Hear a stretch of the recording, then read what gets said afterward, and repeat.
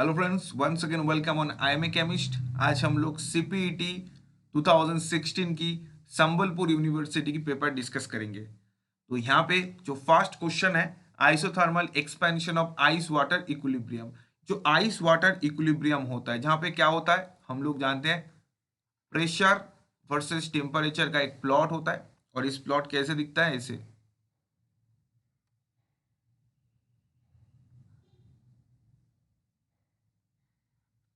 Okay, जिसका यहाँ पे होता है हम लोग का आइस। ओके, और यहाँ पे होता है लिक्विड और यहाँ पे होता है गैस। आइस मीन्स यहाँ पे बेसिकली सॉलिड होता है, ठीक है। आइस बोलना सही नहीं, यहाँ पे सॉलिड फेज बेसिकली, ठीक है। तो यहाँ पे हम लोग का किसके बीच में इक्विलिब्रियम बोला गया है, हम लोग जो इक्विलिब्रियम बोला गया दैट इज अ सॉलिड और लिक्विड का, मतलब आइस और वाटर का इक्विलिब्रियम इक्विलिब्रियम है।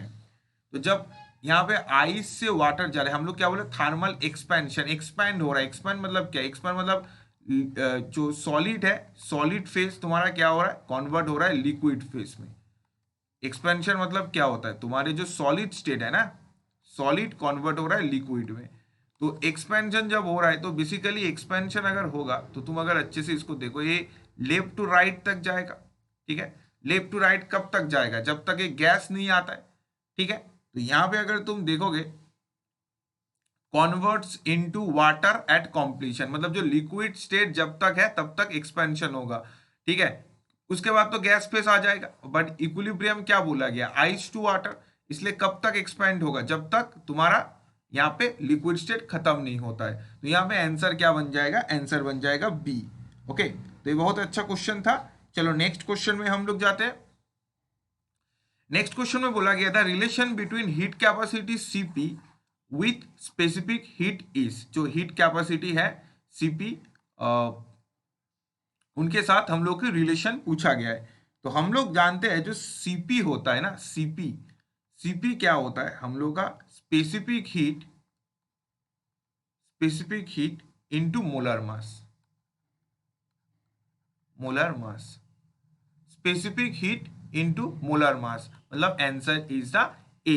ओके, चलो next question, the free energy of a reaction at equilibrium. अभी फ्री एनर्जी मतलब क्या होता है, डेल जी होता है, जो नेगेटिव होता है for spontaneous reaction, del G zero होता है फॉर इक्विलिब्रियम, और डेल जी पॉजिटिव होता है फॉर नॉन स्पॉन्टेनियस रिएक्शन। तो यहाँ पे क्या बोला गया, इक्विलिब्रियम बोला गया, तो इक्विलिब्रियम में क्या होगा, जीरो होगा, स्पॉन्टेनियस में नेगेटिव, नॉन स्पॉन्टेनियस पॉजिटिव। जो नेक्स्ट रिएक्शन है, for a reaction a b b c c d d, जो small a b c d है, ये तुम्हारा स्टोइशियोमेट्री है। तो rate the disappearance of a, तो ए क्या होगा, तो देखो यहां पे हम लोगों को क्या बताए, जो रिएक्टेंट होता है, ठीक है, रिएक्टेंट होता है, रिएक्टेंट हमेशा टाइम के साथ क्या होता है, डिक्रीज होता है, और जो प्रोडक्ट होता है वो इंक्रीज होता है। तो रिएक्टेंट के सामने माइनस होगा, तो यहां पे देखो माइनस, ऑप्शन ए में minus d a by d T, और सी में minus d a by d t into A. But basically क्या होता है, minus one by A dot D a by d T, basically ऐसे होता है। बट ऐसे कोई ऑप्शन में नहीं है। जो यहाँ पे सी में है, यहाँ पे मल्टीप्लाई किया गया है, मतलब minus d a by d t into a किया गया है, जो नहीं होता है, ये वन बाई ए होता है, तो सी नहीं होगा। तो यहाँ पे आंसर क्या बन जाएगा, ए। बट और बी और डी तो एकदम गलत है, उनका तो चांस ही नहीं है। ओके, चलो नेक्स्ट क्वेश्चन में हम लोग जाएंगे। For a gaseous reaction two NO2 to N2O4, Kp is, Kp क्या होगा, ठीक है, Kp क्या होगा। अभी Kp क्या होता है, देखो Kp equal to R to the power del n, ऐसे होता है हम लोग का डेल एन। अभी डेल एन का क्या होता है, डेल एन जो है, डेल एन मतलब तुम्हारा प्रोडक्ट माइनस रिएक्टेंट। तो प्रोडक्ट में कितना है, 1 है, और रिएक्टेंट में कितना है, 2 है, तो -1, इसका मतलब क्या होगा, लेस देन होगा, ठीक है। तो answer is the b, Kp equal to k c r to the power del n होता है, ठीक है। Kp equal to k c r to the power del N.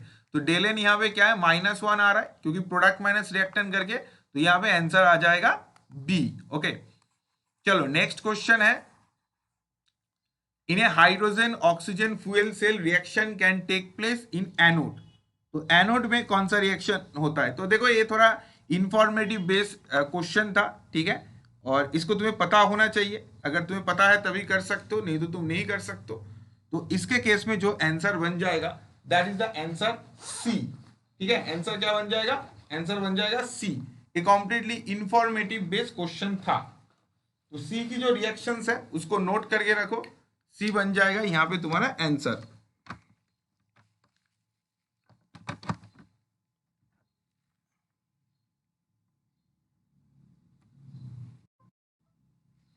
Okay, तो कौन सा रिएक्शन बन जाएगा? तुम्हारा बन जाएगा सी।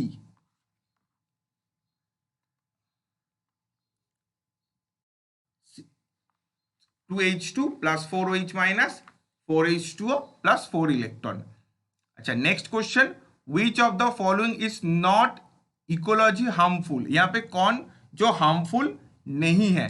तो देखो हार्मफुल नहीं है मतलब रेडियो एक्टिव नहीं है। तो यूरेनियम तुम्हें पता है रेडियो एक्टिव है, प्लूटोनियम वो भी रेडियो एक्टिव है, एटम बम में यूज करता है। सीजियम जो है ये भी तुम्हारा यहाँ पे क्या होगा, नहीं सॉरी, यहाँ पे प्लूटोनियम का रेडियो एक्टिव है, बट यहाँ पे जो बात है कैल्शियम जो 45 है तुम्हारा रेडियो एक्टिव है, ठीक है। सीजियम 137 भी रेडियो एक्टिव है। जो प्लूटोनियम का जो 239 है ये वाला उतना हार्मफुल नहीं है इकोलॉजिकली, ठीक है, मतलब इकोलॉजिकली मतलब एनवायरमेंट में उतना हार्मफुल नहीं है, ठीक है। अच्छा, नेक्स्ट क्वेश्चन, क्वेश्चन नंबर जो है द करेक्शन ऑफ रिलेशन, यहाँ पे कौन सा रिलेशन सही है? तो आंसर बी सही है, माइनस RTLN के। बेसिकली ये जो इक्वेशन होता है del G equal to minus RTLN K, तो उसको यहाँ पे ऐसे लिखा गया है minus RT log beta n।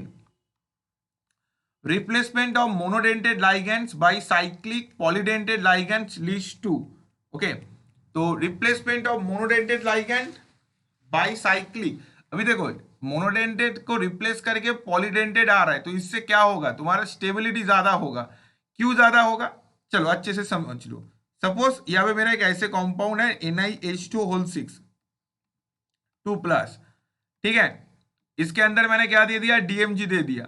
तो मेरा क्या होगा? निकेल DMG कॉम्प्लेक्स बन जाएगा। निकेल DMG कॉम्प्लेक्स जो रोज रेड PPT होता है। तो जब रोज रेड PPT होगा तो ये जो निकेल के साथ जो 6 वाटर था ना, ये 6 वाटर क्या होगा? रिलीज हो जाएगा, ठीक है। तो इससे क्या होगा? ये 6 वाटर जब रिलीज हो जाएगा तो इनिशियली मेरा कितने मॉलिक्यूल था? निकेल और DMG। बट जब रिएक्शन हो गया इसके निकेल DMG तो बन गया और उसके साथ 6 वाटर को रिलीज कर दिया। अभी 6 वाटर रिलीज करेगा तो क्या होगा? एंट्रोपी इंक्रीज कर जाएगा ना, क्योंकि तुम्हारा क्या है रिएक्शन में बहुत सारे वाटर आ चुका है। अभी किसी भी रिएक्शन की अगर एंट्रोपी इंक्रीज करेगा तो according to second law in the universe entropy always tends to be maximum, तो सेकंड लॉ को प्रेफर करेगा तो रिएक्शन फेवरेबल हो जाएगा, क्योंकि हमेशा किसी भी रिएक्शन क्या चाहता है? एंट्रोपी को इंक्रीज करना। तो इसलिए हम लोग क्या देखते हैं, जो पॉलीडेंटेड या साइक्लिक जो लाइगेंड होता है ये जब आता है किसी भी सिस्टम को एक एक्स्ट्रा ऑर्डिनरी स्टेबिलिटी मिल जाता है।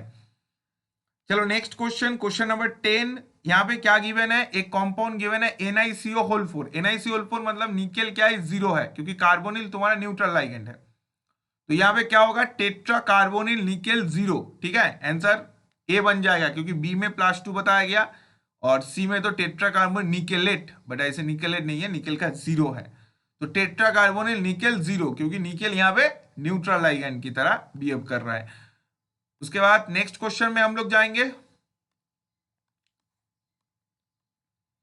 The hybridization of K4 efficient whole 6 is. जो K4 एफिशिएंट होल 6 है इसकी हाइब्रिडाइजेशन, इसका जो ऑक्टेट है और एक क्या करता है तुम्हारे D2sp3 हाइब्रिडाइजेशन शो करता है, ठीक है। D2sp3 spin multiplicity, next question, spin multiplicity जो तुम्हारा फॉर्मूला होता है दैट इज द 2s+1, जहां पे s क्या डिनोट करता है? स्पिन ऑफ इलेक्ट्रॉन्स, ठीक है। तो यहां पे आंसर ए बन जाएगा। Next question, which of the statement is not correct regarding SN2 reaction? SN2 के लिए कौन सा स्टेटमेंट सही नहीं है? सही नहीं है, ओके। तो पहले बोला गया it is a one step mechanism, तो बिल्कुल सही है। SN2 वन स्टेप होता है, तो ये क्या है? सही है, तो ये नहीं होगा। यहाँ पे नॉट करेक्ट बोला गया। नेक्स्ट जो बोला गया it is a unimolecular rate determining transition state, तो ये तो गलत दिया गया है ना। It has a unimolecular rate determining transition state. Obviously गलत दिया गया, ये तो SN2 है तो बाईमोलिकुलर होगा, बट ये SN, ए वाला सही हो जाएगा क्योंकि ये तो यूनिमोलिकुलर बोला है, but reaction is the SN2। देखो थर्ड में बोला गया इट्स नॉट इन्वॉल्व कार्बोकेटन रिएक्शन, बिल्कुल सही। SN2 में कोई भी कार्बोकेटन नहीं होता है, डायरेक्ट अटैक होता है। लास्ट में बोला है primary alkyl halides are more reactive than tertiary alkyl halide. Obviously जो प्राइमरी हैलाइड है वो तुम्हारा SN2 करेगा, अगर टार्शियरी बन जाएगा ये तो तुम्हारा SN1 बन जाएगा।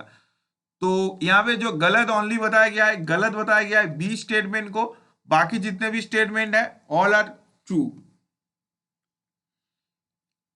Next question, which of the following order of acid strength of the substituted phenol is correct. यहाँ पे कुछ फेनॉल की कंपाउंड्स गिवन है, तो यहाँ पे कौन सा स्टेटमेंट सही है तुम्हें बताना पड़ेगा, ठीक है, कौन सा स्टेटमेंट सही है। तो तुम्हारा यहाँ पे जो भी कंपाउंड्स है अगर इसको लिखेंगे, देखो हमेशा याद रखना जो नाइट्रोफेनॉल है, नाइट्रो का सबसे ज्यादा एसिडिटी होगा, क्योंकि यहाँ पे तुम्हारा क्या होता है, नाइट्रोफेनॉल की जो O माइनस है ना, अगर H+ छोड़ देता है तो उसकी जो कॉन्जुगेट बेस होगा इसको सबसे ज्यादा रेजोनेंस स्टेबिलिटी मिलेगा। सबसे ज्यादा रेजोनेंस स्टेबिलिटी मिलने के कारण से इसको सबसे ज्यादा स्टेबल होगा, तो सी तो सबसे ज्यादा स्टेबल हो जाएगा क्योंकि नाइट्रोफेनॉल का सबसे ज्यादा। और पैराक्रिसोल का अगर देखा जाए, पैराक्रिसोल मतलब मिथाइल और OH, तो इसका अगर O- फॉर्म होगा ना, इसका अगर O- फॉर्म होगा तो ये क्या करेगा, इधर से पुश करेगा इलेक्ट्रॉन और पुश करके और भी अनस्टेबल बना देगा, तो कॉन्जुगेट बेस बहुत ही अनस्टेबल हो जाएगा, एसिडिटी भी डिक्रीज हो जाएगा। तो आंसर क्या बन जाएगा, answer is the C. Next question, the reaction of two equivalence of benzaldehyde in presence of KCN। अगर 2 मोल ऑफ बेंजाइल्डिहाइड होगा उसके अंदर KCN दिया जाएगा तो क्या होगा। तो देखो बेंजाइल्डिहाइड 2 मोल है और उसके अंदर KCN दिया गया है, तो ऑब्वियसली बात है तुम्हें कौन सा रिएक्शन होगा। चलो मैं इसको अलग से दिखा रहा हूं इस रिएक्शन को।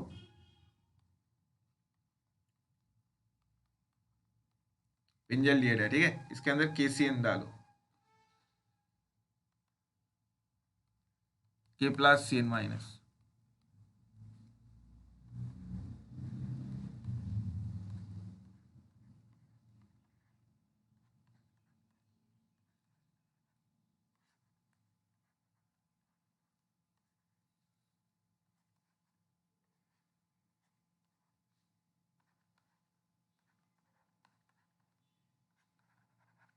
यहाँ पे माइनस, ये क्या करेगा और एक बेंजाइल्डिहाइड को अटैक करेगा। ये जो माइनस फॉर्म हुआ ना, ये वाला क्या हुआ, पहले माइनस हो, माइनस एक हाइड्रोजन लेकर इसके ऊपर कार्बन के ऊपर नेगेटिव आ गया, ये नेगेटिव क्या करेगा वापस अटैक करेगा।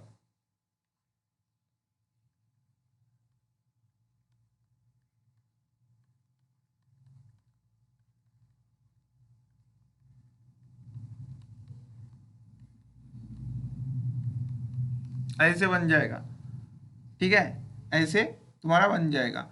उसके बाद क्या होगा, ये जो नेगेटिव चार्ज है ना, ये इसके H+ को ले लेगा, तो लेने के बाद PH CO-, CN COH HPH। इसके बाद लास्ट स्टेप में क्या होगा, नेगेटिव चार्ज वापस आएगा, CN को रिलीज कर देगा, तो PH CO CH OH PH, ये तुम्हारा प्रोडक्ट बन जाएगा। तो कमेंट सेक्शन में मुझे इसका मैकेनिज्म की नाम बताओ, एक कौन सी नेम रिएक्शन है, सब लोग मुझे कमेंट सेक्शन में इसका नाम बताना। तो पहले स्टेप में क्या हुआ, KCN ने अटैक किया बेंजाइल्डिहाइड के ऊपर, तो O- फॉर्म हुआ, O- एक H+ को कैप्चर कर लिया, कार्बन के ऊपर नेगेटिव हुआ, ये नेगेटिव चार्ज वापस अटैक किया, O- हो गया, ठीक है, और इस O- क्या किया वापस इस H+ को लिया, ठीक है, तो H+ को लेने के बाद यहाँ पे माइनस हो गए, माइनस वापस आया, CN को निकाल दिया, तो ये वाला प्रोडक्ट आ गया। मतलब बेसिकली यहाँ पे क्या किया, जो KCN है ना, KCN यहाँ पे कैटलिस्ट की तरह रोल प्ले कर दिया। तो रिएक्शन की स्टार्टिंग में था और स्टार्टिंग में आया बट लास्ट में वो चला गया, प्रोडक्ट में उसका कोई भी कंट्रीब्यूशन नहीं है।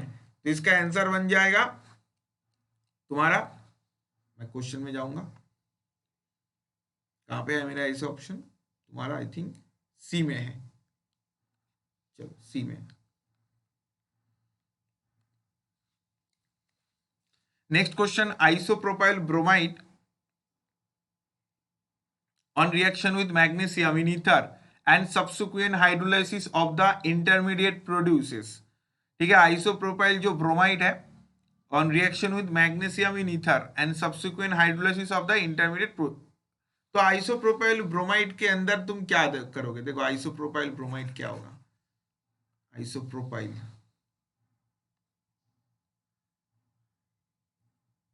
दैट इज आइसोप्रोपाइल ब्रोमाइड, इसके अंदर मैग्नीशियम डालोगे तो क्या होगा, एक ग्रिग्नार्ड रिएजेंट में कन्वर्ट होगा MgBr। इसके अंदर तुम वाटर डालोगे तो क्या होगा, ये जाकर एक H+ को कैप्चर कर लेगा और प्रोपेन को बना लेगा, propane. Answer D. Next question, the addition of CH3 whole 3 CH C11CH2 furnaces. तो यहाँ पे कंपाउंड गिवन है, इस कंपाउंड क्या बनाएगा? मेरा एक कंपाउंड दिया गया यहाँ पे C, तीनों मिथाइल C, ठीक है, CH11CH2। अभी क्या होगा, इसके अंदर तुम्हें HBr गिवन है, तो पहले क्या करेगा, HBr यहां से H को कैप्चर करेगा और ब्रोमीन को रिलीज कर देगा। तो मेरा यहाँ पे कुछ ऐसे बनेगा, यहां से डबल बॉन्ड CH2,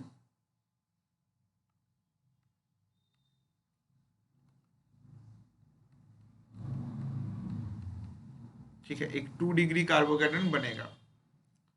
तो अभी क्या करेंगे, जो 2 डिग्री कार्बोकेटन बना, इस 2 डिग्री कार्बोकेटन की एक मिथाइल जो है, ये मिथाइल अगर यहां से यहां शिफ्ट करेगा तो क्या बनेगा,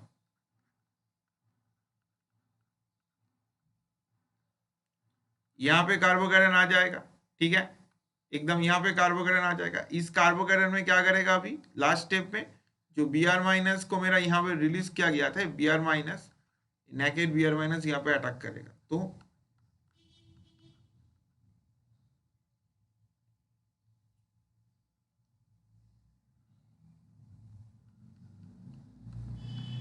तो ऐसे कंपाउंड कहाँ पे है, देखो इस C का, C एक कार्बन में 2 CH3 एक Br, उसके बाद दूसरे कार्बन में दोनों CH3, एक CH के साथ 2 CH3, तो इस CH के साथ 2 CH3।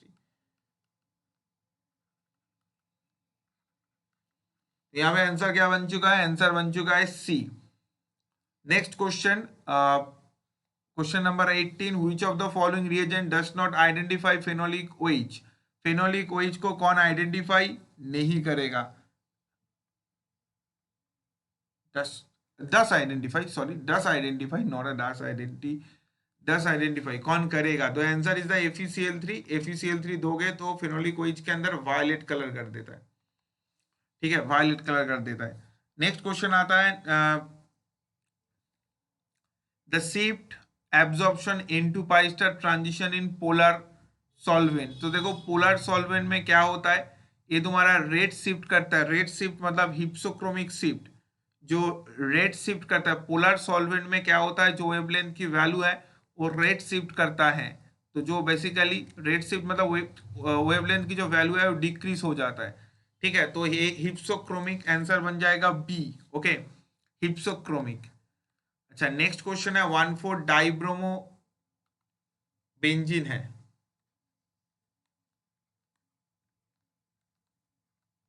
ठीक है, द सिग्नल ऑफ एरोमेटिक 1,2 डाइब्रोमोबेंजीन इन क्या होगा? अभी इसकी जो हाइड्रोजन है, इसकी जो एक ही सिग्नल आएगा, चारों हाइड्रोजन, ठीक है। अभी इस हाइड्रोजन को अगर देखा जाए, इस हाइड्रोजन की बाजू में कितने हैं, N+1 के अकॉर्डिंग इसके बाजू में एक है, तो 1+1 2 डबलेट करेगा, ठीक है। इसका भी देखो, इसके बाजू में कितने हैं, 1+1 1+1 2 2 है, तो डबलेट करेगा, ठीक है, तो सब यहाँ पे डबलेट सिग्नल देगा, तो आंसर डी। तो तुम लोगों की कौन सी यूनिवर्सिटी की जो डिमांड है कमेंट सेक्शन में बताओ, मैं उसी यूनिवर्सिटी की जो PYQ है वो तुम लोगों के लिए डिस्कस कर दूंगा। All the best. और तुम लोगों की कोई भी डाउट्स है तो डेफिनेटली कमेंट सेक्शन में पूछना।